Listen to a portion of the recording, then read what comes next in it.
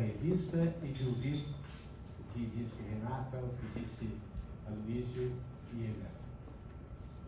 Mas quero dizer que, perpassando os olhos desta revista,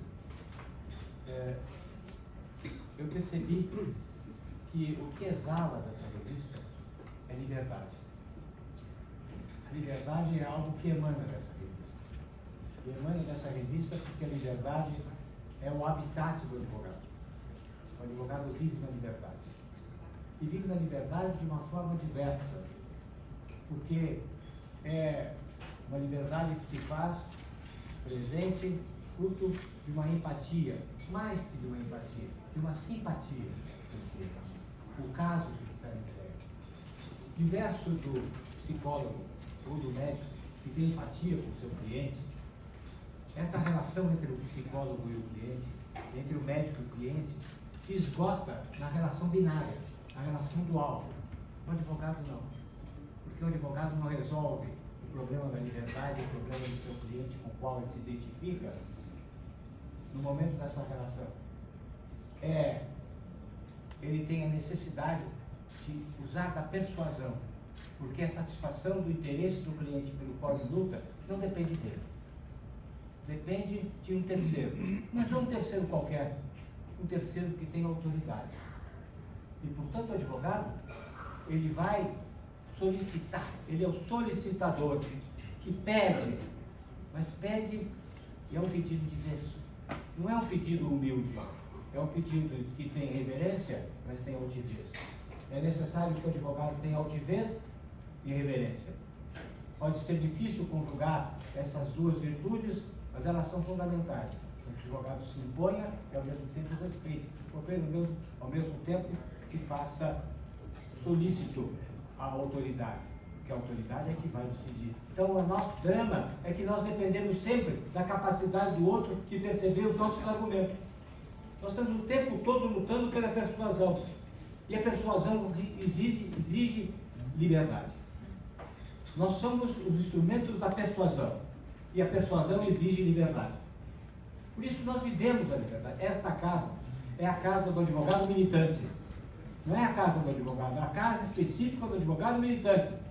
É aquele que está batalhando no dia a dia, nos seus escritórios, nas suas empresas, né, onde presta consultoria, em entidades. Ele luta pela persuasão para obter o resultado que satisfaça o problema do seu cliente. E por isso, esta casa é a casa da liberdade.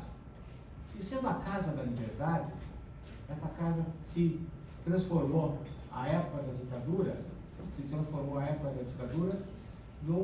num centro de resistência civil. E aqui eu quero lembrar os ex-presidentes, os quais eu convivi, que me deixam tanta saudade. O José de Castro Bige, o Sérgio Marques da Cruz, Mário Sérgio Duarte Garcia, Luiz Olavo Batista, figuras excelsas. O nosso Bige, que era uma figura extraordinária, o Theo, que está aqui, se lembra bem do nosso Bige, corintiano, e um dia ele era um homem da liberdade, mas ao mesmo tempo era um homem da oposição. Me lembro que um dia ele estava presidindo o conselho, pôs em votação, e o Zé Edmur Viana Coutinho disse: senhor presidente, eu quero dizer que creio que não há quórum. E ele disse: quórum fatioio. Era bem isso. Mas aqui é a casa da liberdade. E foi aqui, então, que se estabeleceu, na minha gestão, a possibilidade de uma participação ativa na luta contra a ditadura. O Petônio Portela pediu que constituiu uma consulta de sugestões de reforma da Constituição. Nós constituímos uma comissão com Gofreta Silva Teles, Manuel Alceu, Alfonso Ferreira e Celso Barros, e propusemos o fim do ato institucional número 5 e a defesa dos predicamentos da magistratura. Nós defendemos a magistratura, não por causa da magistratura, porque a garantia dos predicamentos é a garantia da imparcialidade, a garantia de não ter o receio e o medo de perder o cargo em função das decisões que toma. Os predicamentos da magistratura são predicamentos da liberdade. Estabelecemos também como um ponto de partida de discussão de ideias. Trouxemos o Paulo Rossá, Teotônio Vilela, Flávio Rangel, Nadir Cury, ou seja, estabelecemos discussões sobre a violência na sociedade. Eram fórmulas de a associação participar e ser um ponto de ataque à ditadura. Grande apoio demos a uma emenda Montoro que estabelecia eleições diretas para governador e prefeitos. Ou seja, era a necessidade de liberdade. E nós sabemos que o advogado não sobrevive na ditadura. O advogado precisa da liberdade. E esta revista da qual emana a liberdade é uma revista que é um painel, um grande painel. Um painel que foi tecido com os fios do afeto e da amizade, com os fios do bem-querer, mas olhando também, respirando essa liberdade. Isso que se sente nesses artigos todos, lembrando as lutas que fizemos pela reformulação da legislação penal, a reformulação da lei, a elaboração de uma lei de execução penal, e ao mesmo tempo, aqui se sente nessa revista a indignação de que tudo que está possível de ser feito, não foi feito. Não foi feito na área penal, não foi feito na área de execução penal, está tudo por ser feito. Brota daqui um certo inconformismo. O advogado também é um inconformismo. Que quer mudar. Nós todos queremos mudar o que está errado. Essa é a sensação que brota dessa revista de tantos amigos que vieram palmilhar de bem querer, mas ao mesmo tempo uma posição. É a posição de não concordamos com o que está aí. Não aceitamos o status quo. Queremos mudanças. E daí é isso. Eu me inovo porque eu sou um advogado. E o advogado é quem se move sempre querendo mudança, querendo mudar, querendo transformar. Não estamos satisfeitos com o que se põe à sua frente. Mas eu creio que nós temos que olhar para frente também.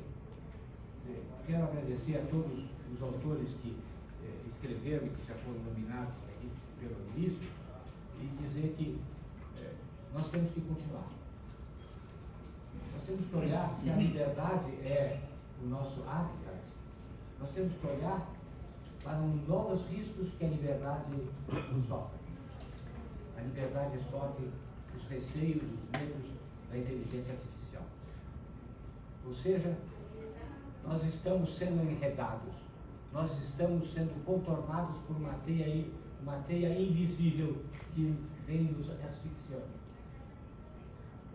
Na medida em que os homens vão acabar perdendo a capacidade de tomar decisões, porque as decisões serão tomadas pelos alimentadores dos computadores, pelas máquinas que já começam a tomar decisões. Ou seja, a inteligência artificial nos ameaça na medida em que faz processos identitários biométricos à distância, estabelecendo perfis. E ao mesmo tempo que estabelece um perfil, alimenta esse perfil através daquilo que ele facilmente aceita. E imperceptivelmente se perde a liberdade, porque se está sendo manipulado e conduzido imperceptivelmente. Imperceptivelmente nós estamos sendo encaminhados como se fôssemos um rebanho para a satisfação daquilo que já se encontra em nós e que é realimentado, várias vezes realimentado através dos algoritmos. Existe um desvirtuamento do processo da inteligência artificial que passa a dominar a nossa vontade.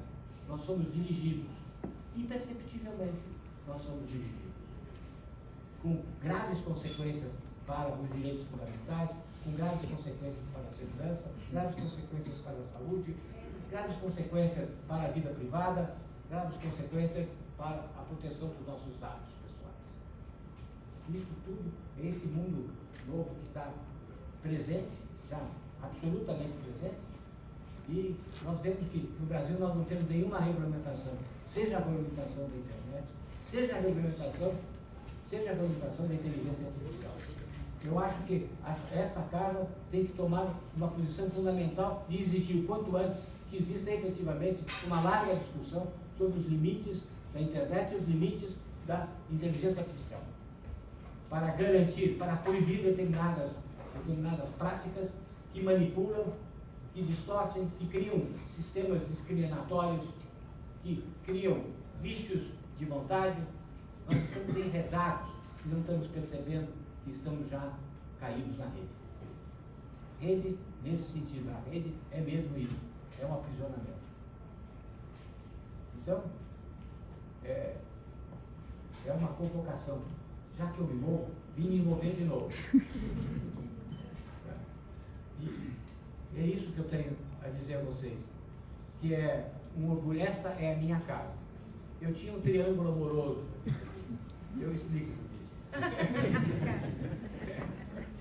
Meu triângulo amoroso era o escritório na Senador Feijó, a faculdade no lado ímpar, na São Francisco, e a associação no lado par, no Largo São Francisco.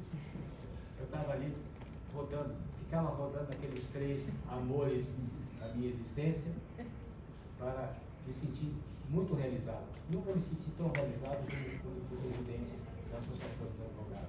Esta é a minha casa, é a casa na qual me sinto acolhido. Há agora esse movimento de envolvimento. Todos vocês que escreveram me envolvem num grande abraço e eu retribuo, eu amo vocês. Obrigado.